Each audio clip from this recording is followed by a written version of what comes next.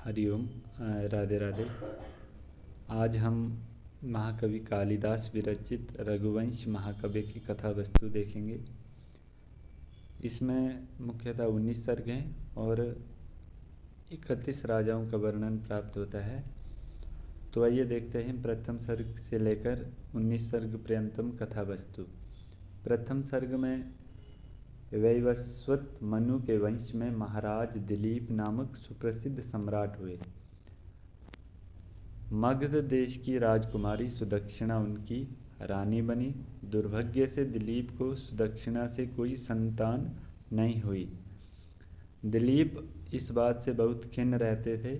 एक दिन वे सुदक्षिणा को अपने साथ लेकर इस संबंध में अपने कुलगुरु महर्षि वशिष्ठ के आश्रम में पहुँचे।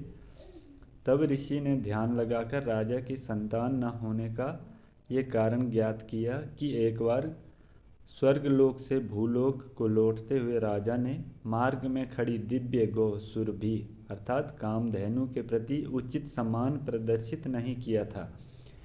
इस उपेक्षा वृत्ति से रुष्ट होकर सुरभि ने राजा को शाप दे दिया कि उसको तब तक संतान नहीं होगी जब तक वह उसकी पुत्री नंदिनी गौ को सेवा से संतुष्ट नहीं कर लेगा। सौभाग्य से सुरभि की पुत्री नंदिनी गौ उस समय ऋषि के आश्रम में ही विद्यमान थी। अतः ऋषि ने राजा को आदेश दिया कि वह अपनी रानी के साथ नंदिनी की सेवा करके उसे प्रसन्न करके और पुत्र प्राप्ति के लिए उसका आशीर्वाद प्राप्त करें। राजा एवं रानी नियम अपेक्षा से महर्षि वशिष्ठ के आश्रम में मुनिवृत्ति से रहने लगे। ये है प्रथम सर्ग की कहानी। इसके आगे आता है द्वितीय सर्ग। द्वितीय सर्ग में महाराज दिलीप और महारानी सुदक्षिणा ने परम भक्ति और निष्ठा के साथ नंदिनी की सेवा आरंभ कर दी। एक दिन जब राजा दिलीप हिमालय पर्वत के सौंदर्य को मुग्ध होकर देख रहे थे तो सहसा पर्वत की गुफा से निकलकर किसी सिंह ने नंदिनी गाय को पकड़ लिया। गौ के प्राणों की रक्षा के लिए राजा ने अपने को बलिदान करना चाहा। धर्मनिष्ठ राजा को प्राणों की अपेक्षा गौ रक्षा अधिक प्रिय था। एक गाय की रक्षार्थ चक्रवर्तित्व का बलिदान भारत ही की देन है। परंतु राजा दिलीप के आश्चर्य का ठिकाना न रहा जब सिंह ने मनुष्य की वाणी में कहा कि वह शिव का सेवक है। उसने राजा को गौ की रक्षा के लिए अपने प्राणों का उत्सर्ग करने से रोका। राजा फिर भी सिंह से प्रार्थना करते रहे और गौ के स्थान पर उसने अपना शरीर भोजन के रूप में देने का आग्रह करते रहे। राजा की ऐसी बलिदान तथा आत्म त्याग की भावना को देखकर नंदिनी अत्यंत प्रसन्न हुई और इस सारे रहस्य को खोलते हुए उसने कहा कि उसने राजा की परीक्षा लेने के लिए ये माया रची थी। वस्तुतः वहाँ कोई सिंह नहीं था। प्रसन्न होकर उस नंदिनी गाय ने राजा को वर दिया कि उसको पुत्र होगा। तृतीय सर्ग। समय आने पर सुदक्षिणा ने पुत्र को जन्म दिया। इस सर्ग में राजकुमार रघु के जन्म और उसकी शिक्षा का वर्णन। दिलीप ने अपने पुत्र राजकुमार रघु को अश्वमेध यज्ञ के अश्व का संरक्षक नियुक्त किया। अश्व रक्षा रूप अपने कर्तव्य के पालन से राजकुमार को देवराज इंद्र के विरुद्ध भी युद्ध करना पड़ा। यद्यपि वे इंद्र के अधिकार से अश्व को मुक्त कराने में सफल नहीं हुए तथापि उन्होंने इस साहसिक कार्य से अपने पिता दिलीप को संतुष्ट कर उनकी इच्छा पूर्ति की। तदंतर ऋषि के उपदेश से राजा दिलीप प्रजापालन का दायित्व अपने पुत्र रघु को सौंपकर स्वयं वन में तपस्या के लिए चले गए। चतुर्सर्ग। शासक के रूप में रघु अपने पिता दिलीप से भी श्रेष्ठ सिद्ध हुए। इस सर्ग में कवि ने रघु की दिग्विजय का सजीव चित्र प्रस्तुत करते हुए उनकी विजय यात्रा में आने वाले स्थानों, उनके पिता द्वारा किए गए युद्धों तथा उनके हाथों पराजित राजाओं तथा जातियों का ही विशद वर्णन किया है। पंचम सर्ग में दिग्विजय के पश्चात रघु ने विश्वजीत यज्ञ किया, जिसमें उन्होंने अपना सारा धन यज्ञ की दक्षिणा के रूप में ब्राह्मणों में बांट दिया।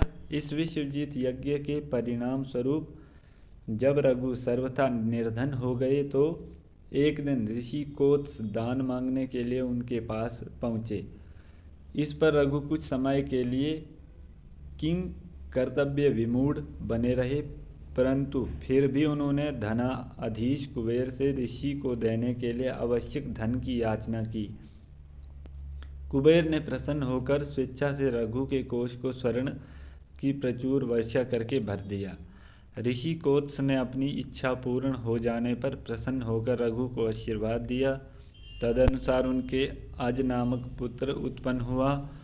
जब राजकुमार अज युवा हुए तो राजा भोज ने उन्हें अपनी पुत्री इंदुमती के स्वयंवर में आमंत्रित किया। षष्ठम सर्ग में, इस सर्ग में इंदुमती के स्वयंवर का यथार्थ चित्रण है, जिसमें राजकुमारी इंदुमती ने स्वयंवर में आए अन्य राजाओं की उपेक्षा करके अज के गले में पुष्पों की माला पहनाकर उन्हें अपना पति चुना।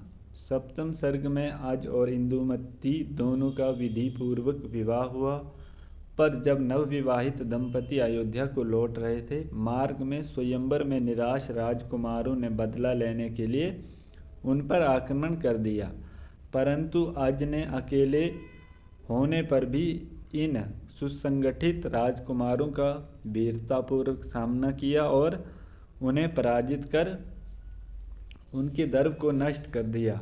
अब आता है अष्टम सर्ग। अष्टम सर्ग में सम्राट रघु राजनीति से संन्यास लेकर तपोवन में चले जाते हैं। इस सर्ग में कवि ने बड़ी कुशलता से अज के राज्य तथा उनके पिता रघु के संन्यास की तुलना की है।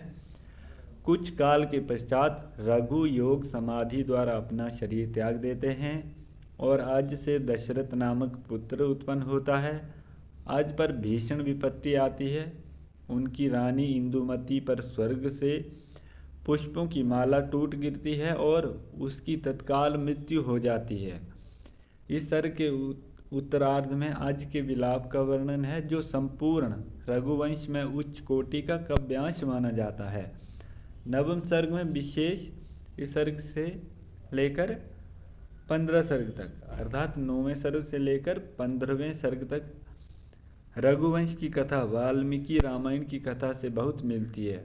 जब युवराज दशरथ वर्महर अर्थात शास्त्र धारण करने योग्य हुए, तब अज ने उन्हें राजा नियुक्त किया और स्वयं प्रायोपवेशन अर्थात आमरण व्रत आरंभ कर दिया। इस सर्ग में दशरथ के आखेट का बड़ा ही भव्य वर्णन है, जिससे उन्होंने भूल से किसी अंधे मुनि के पुत्र श्रवण कुमार को मार दिया। अपने पुत्र की मृत्यु पर दुखी होकर अंधे मुनि ने शाप दिया कि राजा दशरथ की भी वृद्धावस्था में पुत्र वियोग के दुख में मृत्यु होगी। दशम सर्ग, दशरथ ने पुत्र प्राप्ति के उद्देश्य से पुत्रेष्टि यज्ञ आरंभ कर दिया। इसी अवधि में देवताओं ने भगवान विष्णु से रावण को नष्ट करने की प्रार्थना की, अतः भगवान विष्णु ने दशरथ के पुत्र के रूप में पृथ्वी पर अवतार लेने का निश्चय किया।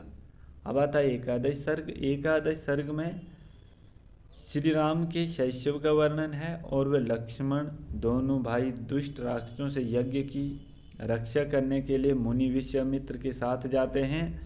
मार्ग में श्री राम ताड़का राक्षसी को मारते हैं और विश्वामित्र से अनेक प्रकार के गुप्त अस्त्र प्राप्त करते हैं। विश्वामित्र के यज्ञ के सफलतापूर्वक समाप्त हो जाने पर श्री राम राजा जनक की नगरी मिथिला की ओर प्रस्थान करते हैं और मार्ग में शाप के कारण पत्थर की बनी हुई गौतम की पत्नी अहिल्या का उद्धार करते हैं। मिथिला पहुंचकर राम शिव का विशाल धनुष तोड़ने में अपना पराक्रम दिखाकर बदले में जनक पुत्री सीता का पाणी ग्रहण करते हैं। तब राजा दशरथ को मिथिला में बुलाया जाता है और अन्य पुत्रों लक्ष्मण, भरत तथा शत्रुघ्न का जनक तथा उनके भ्राता कुशध्वज की पुत्रियों के साथ बड़ी धूमधाम से विवाह होता है। विवाह के बाद जब दशरथ अपने परिवार के साथ मिथिला से अयोध्या लौट रहे होते हैं, तब मार्ग में उनकी परशुराम से भेंट होती है, जो अपने इष्ट देव शिव के धनुष भंग का समाचार सुनकर आग बबूला हो इसका बदला लेने के लिए उद्यत होते हैं। तब राम मदमत परशुराम के गर्व को नष्ट कर उन्हें नम्रता का पाठ पढ़ाते हैं तथा अपने विष्णु होने का प्रमाण देते हैं। इसके बाद लोग सुरक्षित तथा प्रसन्न अयोध्या लौटते हैं।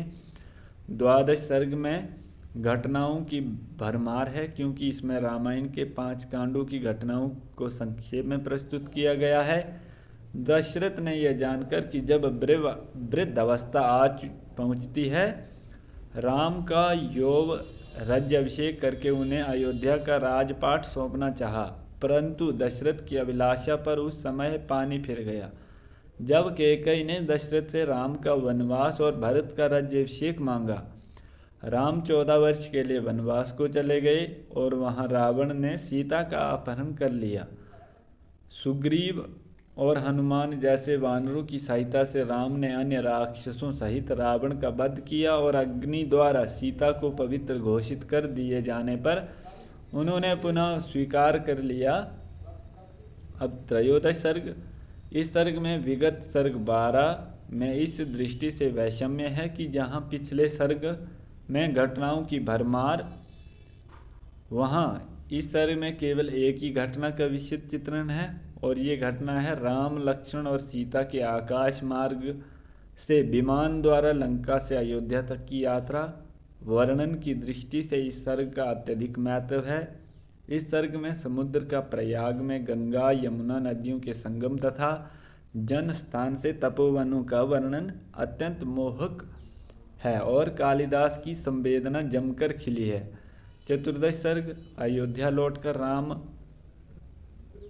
विधवा माता से मिलते हैं। राम के राज्याभिषेक के उपलक्ष्य में अयोध्या में कुछ समय के लिए फिर उत्सवों की धूम मच जाती है, परंतु हर्ष और उल्लास की यह बहार अधिक समय तक नहीं रहती है, क्योंकि राम को जब अपने गुप्तचर से ज्ञात होता है कि अयोध्या के एक धोबी नागरिक को सीता के चरित्र पर रावण के घर में उसके निवास करने के कारण संदेह है, तो उन्हें विवश होकर न चाहते हुए भी सीता का परित्याग करना पड़ा। इस व्यवहार से सीता को अपने जीवन के प्रति गहरी अरुचि हो जाती है, परंतु फिर भी आत्महत्या न कर इसलिए जीवित रहना चाहती है, क्योंकि उसके गर्भ में राम की वंशधर संतान है। वन में परित्यक्ता दुखी सीता को वाल्मीकि संत बना देते हैं और उसे अपने आश्रम में ले जाते हैं। वहाँ सीता समय आने पर जुड़वा बालकों लव और कुश को जन्म देते हैं। पंचदश सर्ग में 12वें सर्ग के समान यह सर्ग भी घटनाओं से भरा पड़ा है।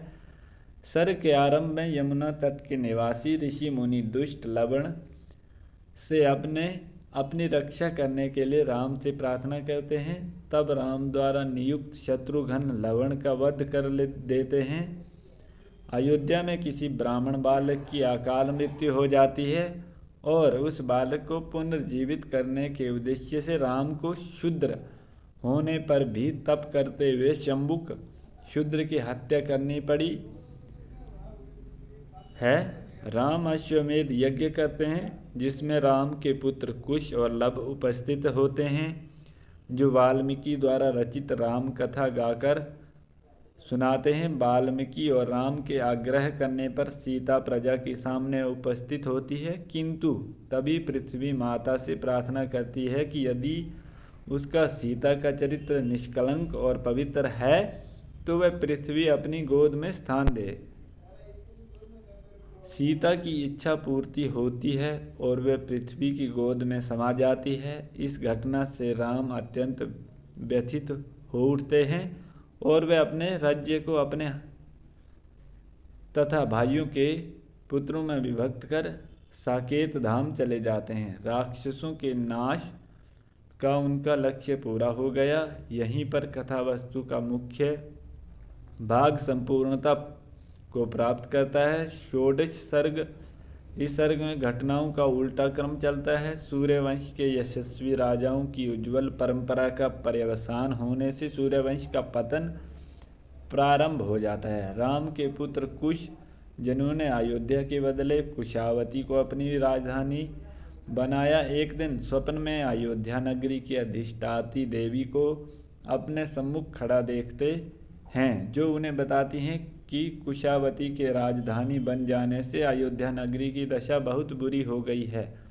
अतः कुश फिर अयोध्या को अपनी राजधानी बना लेते हैं। एक बार सरयू नदी में जल क्रीड़ा करते हुए कुश के हाथ का कंकण जल में गिरकर खो जाता है। सर्पों के राजा कुमुद कुश को कंकण लौटाते हुए अपनी बहन कुमुदवती को भी उसे अर्पित कर देते हैं।